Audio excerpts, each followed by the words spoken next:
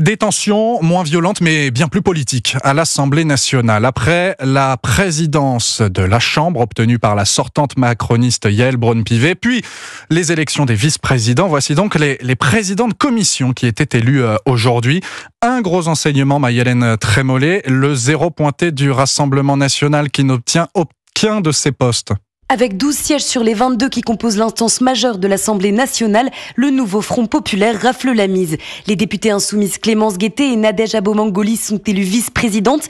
Éric Coquerel est de retour à la tête de la commission des finances. Après des rebondissements multiples, la sentence tombe vers 3h du matin dans un hémicycle clairsemé. La gauche l'emporte haut la main quand le RN, malgré ses 11 millions d'électeurs, repart sans aucun poste à responsabilité. En cause, la très forte mobilisation des députés du nouveau Front populaire jusque tard dans la nuit. À cela s'ajoutent en partie les voix du RN qui, conformément au règlement de l'Assemblée, a choisi de voter pour ses propres candidats, mais aussi pour la Macronie ou la gauche, avec un but clair, permettre une représentation de l'ensemble des forces politiques au bureau de l'Assemblée. Politiquement, le symbole est fort. La gauche impose aujourd'hui une cohabitation à la Macronie au sein du Palais Bourbon.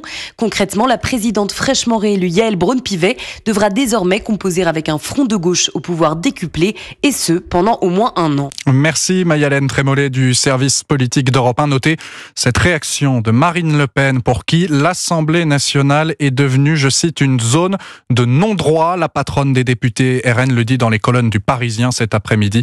Pour elle, le bureau de l'Assemblée sans représentant de son parti et 11 millions de voix aux législatives ne pourra prendre que des décisions illégitimes. Fin de citation.